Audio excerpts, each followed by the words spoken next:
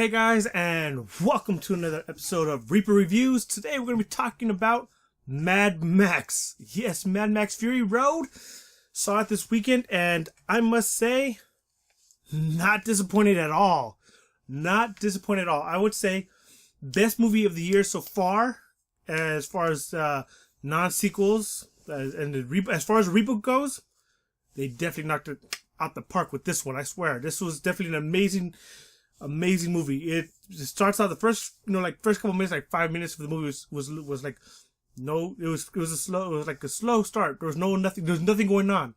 Then, bam! They throw you right into the thing, and it just grabs you by the throat and just takes you along for a wild ride. And then it slows down a bit, and all of a sudden it picks right back up again. And then it slows down, and then it picks you back up again. This movie literally had me at the edge of my seat. I'm actually at the theater. I'm at the edge of my seat, like, holy crap, what's gonna happen next? What's gonna happen next? Oh, yeah, I was really into the movie, and saw it in 3D in XD. Didn't get to see it in IMAX. Unfortunately, wasn't playing IMAX at my theater. And yeah, I'm like, well, next best thing would be XD, which would have the speakers on top and the sides and the nice amazing sound. It sounded phenomenal. 3D was really cool. All I gotta say is the one thing I really liked about it is the effects were pretty much almost all practical for the car crashes and stuff like that. Was really cool. The CGI, of course, was for some of the stuff that you couldn't do, like the big old sandstorm they had going on, things like that, and people getting thrown around. Those were things that they didn't do. What they had to do with CGI, but the rest was all practical effects, which I loved. I mean, this is a movie that held on to the values of classic filmmaking, where you do everything you can in camera, and if you can't do it, you try to find another way to get it in there. And that is what I loved about this movie. This is the reason why I love the movie, because they held on to those old traditional values of making film. Do everything practical, go all out, and if you can't do it practical, special effects will help you fill in what you need to fill in. That's how I feel film should be doing. Use visual effects, as little as possible. Exhaust every angle possible to do it practically. And if you exhaust every possible way, special effects.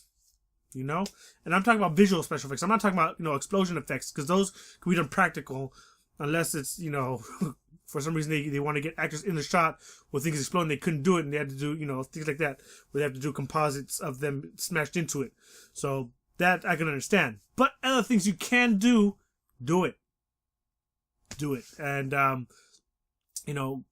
the movie had very minimal talk time. I mean, the talking through the whole movie, very, very minimal.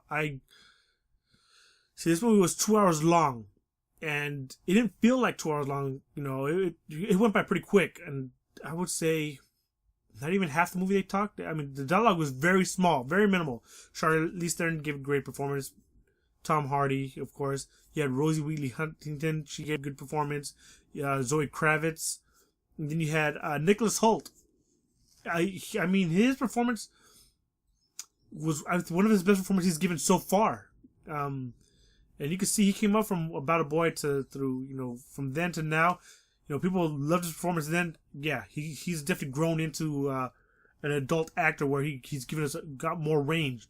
And it's great. I mean, it's great to see young actors from child actors, be able to shake off that stigma of, from being a young actor to be able to take it seriously. And he was able to do it, and some actors aren't able to do it, unfortunately. But yes, he pulled it out and gave us a great performance.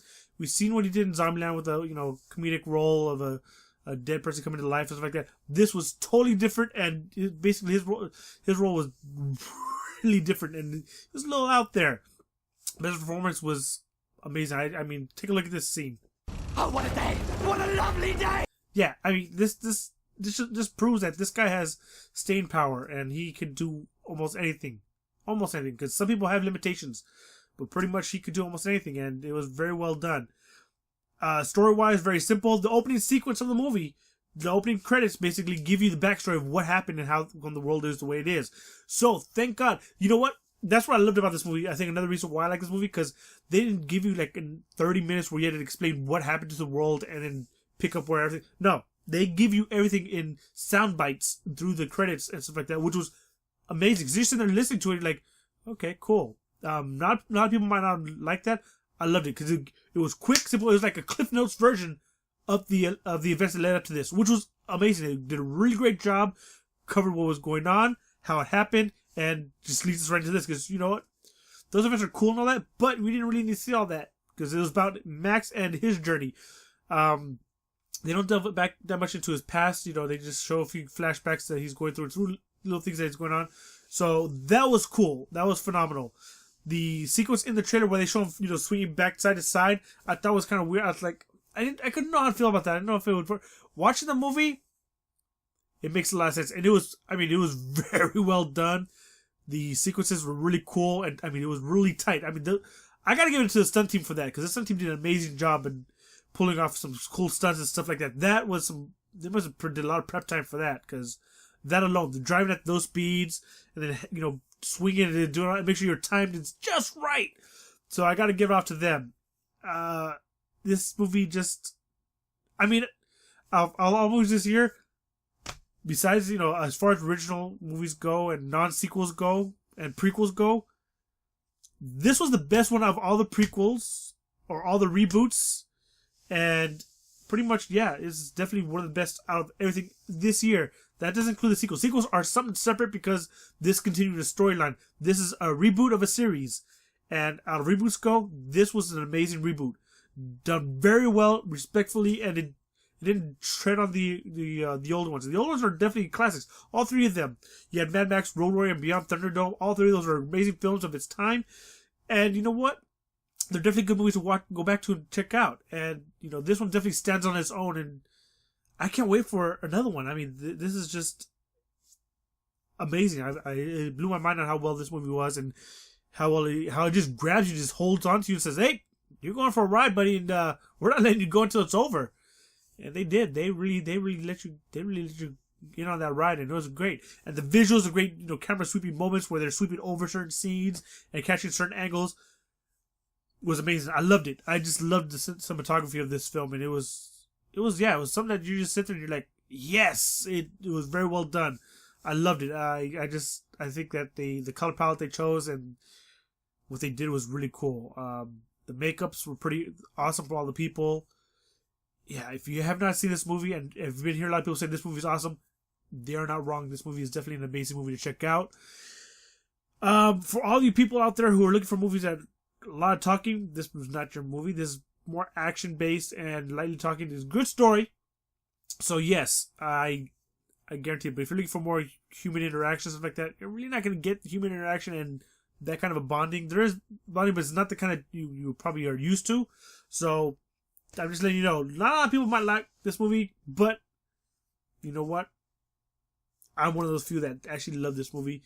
And yeah, check it out for yourself. If you have not already, you have already. I know a few people already seen it more than once. I might go see this again. Actually, I think I will see it again because it was that good. And also, subscribe to my channel for more. And one more thing before we go. There was one more thing. Oh, yes. So, also, in the group that was chasing Charlize Theron's team, they had a rock band moment. If you don't know what I meant by rock band moment, is this right here. Yeah. There was a guy, literally, with a guitar, just shredding it up with speakers all lined up behind him, and at the end of his guitar was flames that would just shoot out. I laughed, but I thought that was freaking cool. This fucking mob had a theme music going along with their chase. They had him with the guitars, and behind those speakers were guys with drums just and I'm like, they have a theme music for their chase. Come on.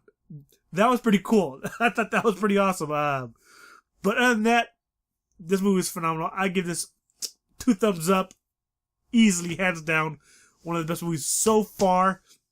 And yeah, I was not disappointed at all. So yes, subscribe to my channel. Follow me on Twitter, Facebook. Dislike this video if you didn't like it. Like if you liked it. Leave a comment below if you saw this movie and tell me what you thought about it. And if you liked it, let me know. And if you hated it, tell me reasons why you hated this movie. Alright guys, I'll be seeing you guys around for more talks, more gameplays, and more just me being an awesome goofy nerd, and more unboxings. Alright guys, see you next time. Bye.